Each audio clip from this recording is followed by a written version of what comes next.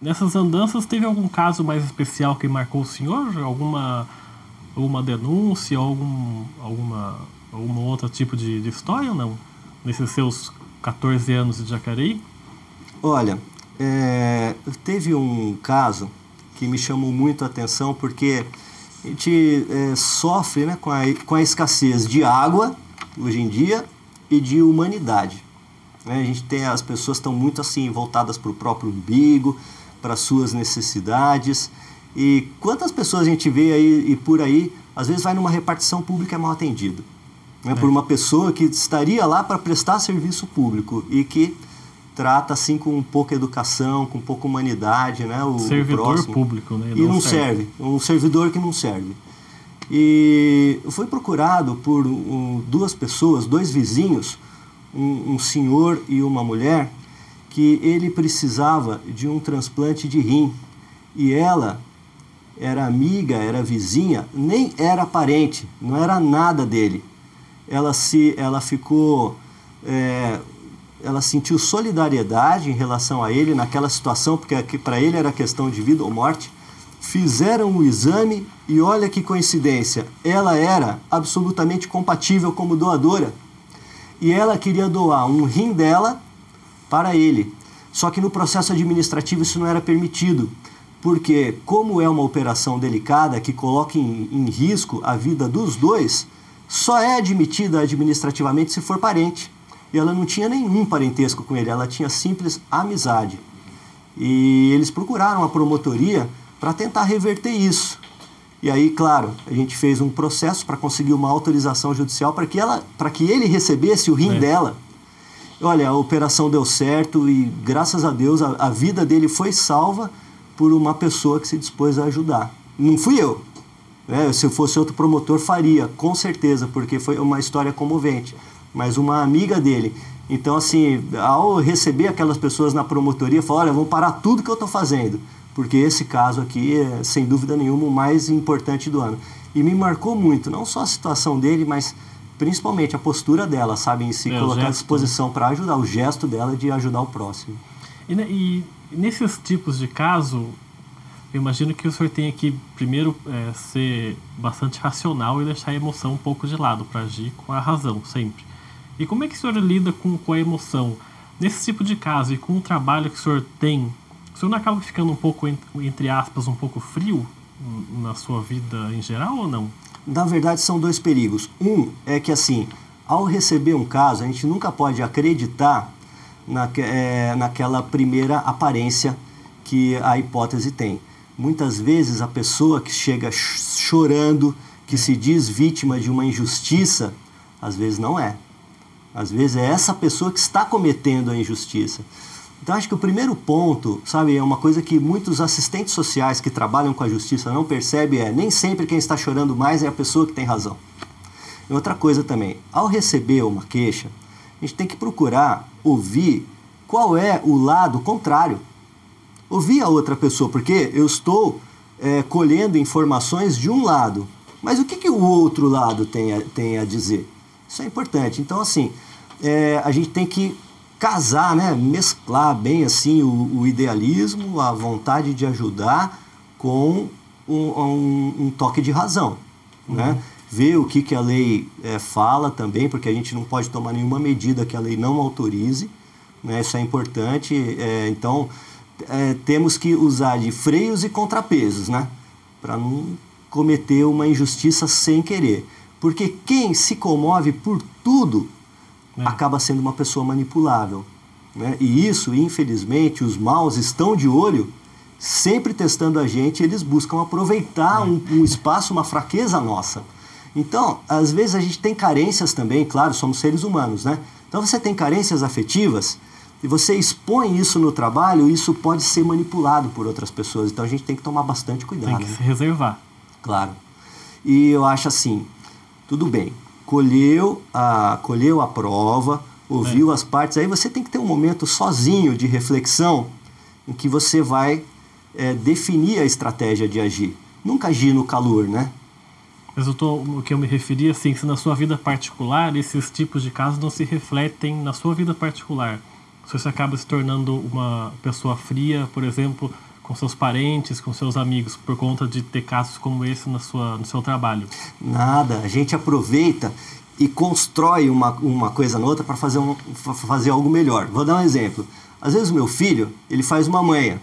Aí eu pego, viro para ele e falo assim, olha, isso aí pode funcionar com a sua mãe. Agora comigo você pode parar, porque eu não tenho dó nem do pessoal que precisa muito, às vezes, no trabalho, e às vezes a gente tem que falar não. Então eu não vou falar não para você, para te educar? Claro que vou, com maior facilidade, vai ser muito bom. Então a gente pode, assim, utilizar isso com amor, entendeu? E nesse tipo de caso também, que tipo de postura o senhor também exige dos funcionários que trabalham com o senhor? Que o senhor também trabalha com bastante gente ali. Eles recebem também treinamento específico? Como é que é o dia a dia ali o lugar onde o senhor trabalha? Olha, infelizmente não. É claro que o Ministério Público nos provê de uma forma muito melhor do que a média das repartições públicas. No entanto, o grosso do treinamento é no dia a dia do trabalho mesmo. A gente conserta o avião no ar. A verdade é essa. Agora, o que eu exijo dos funcionários, assim, a gente bate sempre nessa tecla as pessoas chegam com problemas. Muitas vezes elas estão desgastadas já emocionalmente. O funcionário que vai receber, ele não precisa tratar a pessoa com carinho, não precisa ser submisso, não precisa resolver o problema, não tem nada dessas obrigações, mas tem uma obrigação, que é um dever que é fundamental. Tem que tratar a pessoa com educação, tem que receber a pessoa com profissionalismo, tratar direito, e não pode ter preguiça em fazer o atendimento, não pode mostrar desamor em receber o próximo. Isso eu não aceito de jeito nenhum. Já tivemos casos, né, claro, sempre acontece, às vezes acontece parar um funcionário com esse tipo de perfil. A gente tem que chamar a atenção, pegar e falar assim, olha, não pode entrar no desgaste emocional da pessoa que vem, porque ela está esperando receber uma retaguarda. Não, pode ser sim, pode ser não, o conteúdo daquilo que você vai falar é variado. Agora, a forma como você tem que receber tem que ser sempre a mesma, tem que ter assim, um protocolo bem profissional e educado. E falando agora sobre uma coisa mais ampla, na sua visão, o Brasil é um país justo? Eu não acredito.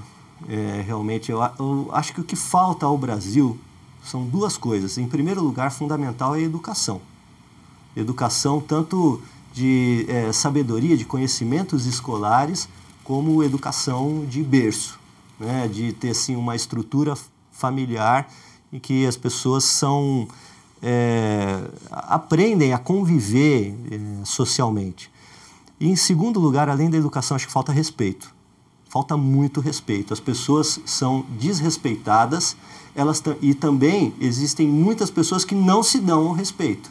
Então, não respeitam o próximo, não são respeitadas e dão mau exemplo também. E, falando sobre isso, faz um tempo atrás eu conversei com o Dr. Fernando Henrique Pinto, que é o juiz do fórum, e eu estava falando com ele sobre esses processos que sempre são acumulativos, que são um número muito grande, exagerado. E eu perguntei para ele qual a opinião dele sobre a justiça lenta, a justiça demorada. E ele deu uma opinião que eu queria que o senhor opinasse também sobre isso, que ele disse que as pessoas, por conta desse problema da educação, de não se dar o respeito, as pessoas muitas vezes não sabem como usar a justiça em seu benefício próprio. Então, por qualquer motivo, fala, eu vou te processar, e isso vai desgastando a própria justiça. O senhor concorda com essa visão ou não? Concordo totalmente. Eu acho que ele começou a puxar a ponta de um novelo que é muito mais grosso. Na realidade, Rodrigo, o que eu vou falar agora não é popular, mas eu acho que é real. Ao lado do direito, existe o abuso. O abuso é o direito desvirtuado. E qual é o abuso que ocorre por falta de cidadania da nossa população? É a justiça gratuita. Certo? Eu acho que a justiça gratuita, ela tem um bom fundamento. Ela foi criada porque existe uma boa razão para isso, que é a questão da dificuldade econômica que as pessoas têm. Só que, infelizmente, Rodrigo, a gente sabe que tudo aquilo que é de graça, o pessoal não valoriza e usa mal. Então, acho que deveria ser cobrado uma taxa qualquer taxa, não precisa ser caro, mas se para andar de ônibus você paga, se para comprar uma porcaria qualquer você paga, então acho que para entrar na justiça, que é um ato muito sério, deveria ser algo muito sério para resolver problemas sérios e não problemas banais, deveria ser cobrada uma taxa também, ainda que simbólica, simplesmente para afirmar uma responsabilidade, tanto por parte de quem entra, como por parte de quem vai resolver o problema, entendeu? Porque senão fica uma coisa de graça, ninguém valoriza. A pessoa que dá a entrada, já dá a entrada pensando em outra coisa e não em solucionar o problema, e quem vai julgar fala, isso aqui é uma porcaria mesmo, então isso aqui não vale nada. E não é assim. Tem que valer, a gente tem que botar respeito nisso. Acho que para isso deveria ser cobrado pelo menos uma taxa mínima, sabe? Seja R$10, R$20, qualquer coisa. Pelo menos que não vai inibir, mas pelo menos assim, investir um pouquinho de responsabilidade em cada um que for fazer a sua parte. Falta cidadania nas pessoas nesse sentido? O senhor falou da educação, que é o principal problema. A cidadania também está nesse espaço aí. Eu vejo a cidadania da seguinte forma, é uma sensação de pertencimento, mostrar que você está dentro de um contexto social e que nesse cenário você tem um determinado papel. Para mim, cidadania é isso. Agora, as pessoas não vêm desse jeito, elas olham para o próprio umbigo. Chegam lá e falam, cidadania para elas significa eu tenho direito daquilo que eu acho que é meu direito e eu tenho também o direito de exigir o meu direito e o direito de que meu direito exigido tem que ser do jeito que eu penso. E muitas vezes isso não dá certo. Então eu vejo assim, ou a pessoa tem uma pretensão individual ou egoística, às vezes não tem razão também, outras vezes ela vai participar de algum grupo social, por exemplo, vai numa reunião de pais e mestres na escola, aí a pessoa chega lá, dá a opinião dela é submetida ao grupo, o grupo entende que essa sugestão deve ser rechaçada ou reformulada, a pessoa fala, então não vou participar mais, porque isso aqui não serve para nada, a gente vem aqui, vem trabalhar, vem dar nossa opinião, depois nada disso vale. Não, pera lá, você está trabalhando em grupo, a sua opinião é uma semente que é jogada ali. Agora, o que vai nascer dali não é necessariamente a árvore que você quer, o fruto que você deseja. Democracia é isso. Então, assim, a nossa cidadania, na cabeça das pessoas, ainda está muito restrito àquilo que cada um quer. E por conta disso também vem a reclamação de que a justiça brasileira é uma justiça muito demorada, muito lenta. Vem daí também. Olha, eu acredito, Rodrigo, que duas críticas já diminuíram bastante. Uma é a questão da lentidão. Não que a justiça brasileira tenha ficado mais rápida. Talvez agora, com a informatização dos processos, vai ganhar um pouco. Os processos novos já estão mostrando isso. Estão um pouco mais rápido. Mas é porque a justiça é lenta no mundo inteiro. Não é só no Brasil. Os processos são lentos em todos os lugares, principalmente na Europa, que é o nosso sistema, que não é americano, é um sistema europeu, então ele é muito formalista, ele é demorado. Mas acho que isso a gente já exportou essa tecnologia, infelizmente está ruim em todo lugar. E uma outra crítica que a gente passa a ouvir menos é aquela história de só pobre vai para a cadeia. Não, tem os ricos que estão indo para a cadeia lá passar um período relâmpago, mas estão indo, isso aí já melhorou. Mas o que eu acho que a nossa justiça assim, ainda peca muito é que ela é muito política. Sabe? Tá Principalmente atrelado, nos altos escalões. A gente vê ministros de tribunais superiores que são nomeados pela presidência da República. E veja, eu não estou falando desta atual gestão, qualquer presidência da República. E cada vez mais os critérios para a escolha desses profissionais não está na escolha dos melhores profissionais. Está assim, o critério da escolha daquele pessoal que é mais ligado às pretensões políticas de quem nomeou. Então está muito atrelado, sabe, a política ao judiciário. E eu não vejo isso com bons olhos. Por falar nisso, eu creio que o senhor deva ter acompanhado os julgamentos que foram transmitidos pela TV do chamado processo do Mensalão. E eu queria saber a opinião do senhor sobre essa mídia que se debruçou aí sobre esses ministros do STF, que acabaram se transformando em celebridades no país, porque a televisão transmitiu e tal. Isso também mais prejudica o trabalho ou mais beneficia o trabalho do direito, na sua visão? Olha, eu acho que a imprensa teve um posicionamento perfeito.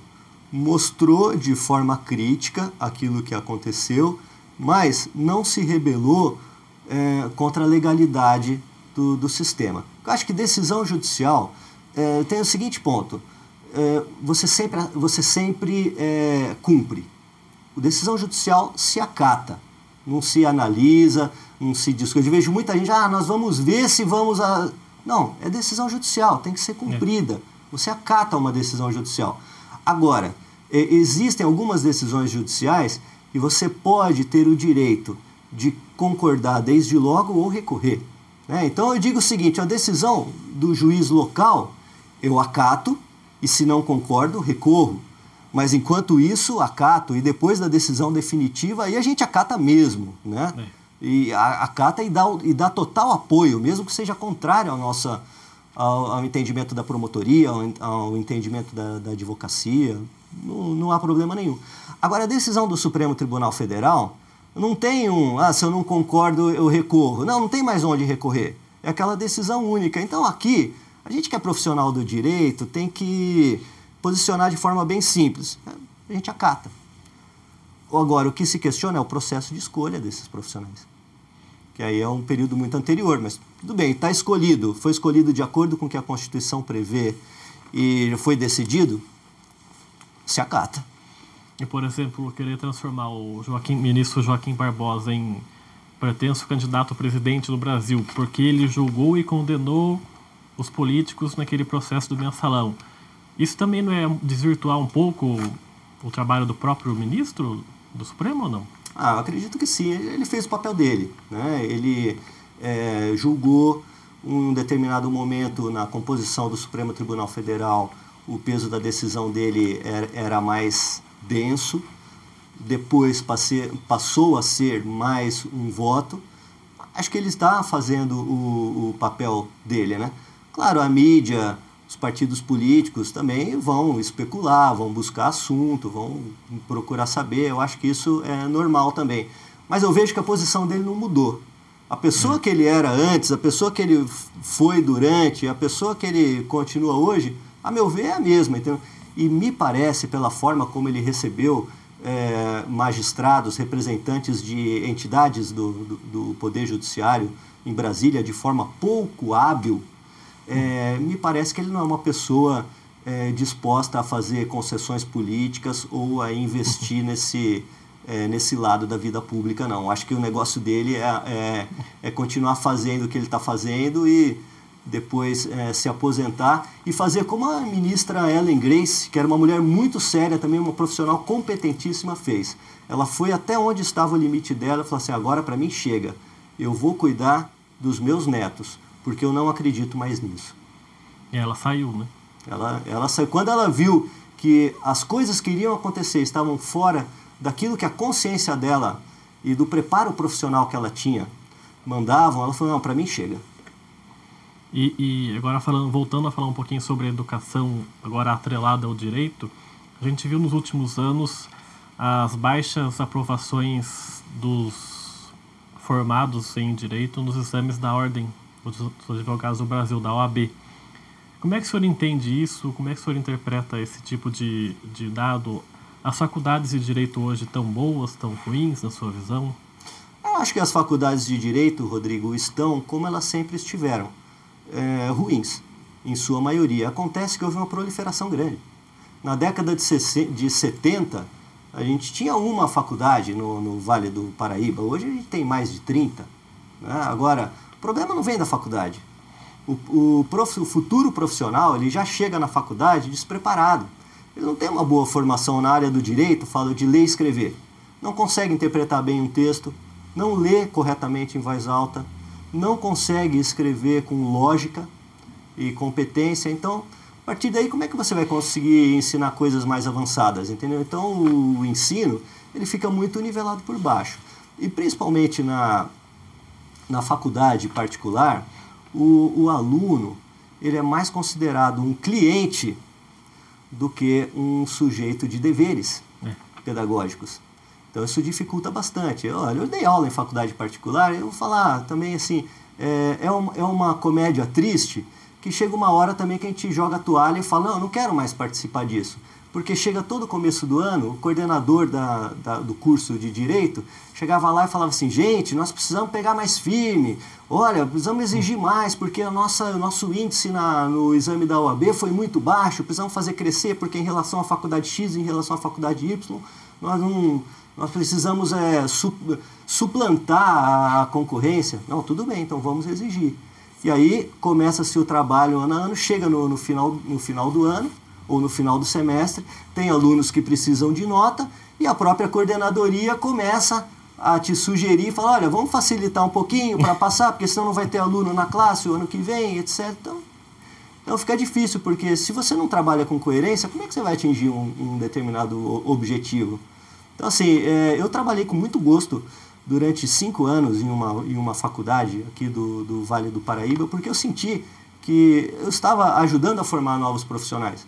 Então vejo hoje, das classes que eu lecionei e outros professores melhores do que eu, tem alunos lá que são juízes de direito, são promotores, são defensores públicos, advogados competentíssimos em Jacareí, São José dos Campos, gente que assim, deu uma virada na vida, porque estava preparado, se preparou mais ainda durante a faculdade e aproveitou, né, aquilo que os professores tinham para passar. Né? Então, quer dizer, legal. O problema tem que ser resolvido na educação de base, né? Para o aluno já vir preparado para uma universidade. Eu posso me aposentar a partir dos 53 anos, mas eu acho prematuro. Acredito que tem um pouquinho mais a somar, mas eu acho que o funcionário público ele tem a aposentadoria compulsória aos 70 anos. Né? Eu acho que eu não devo ficar até os 70.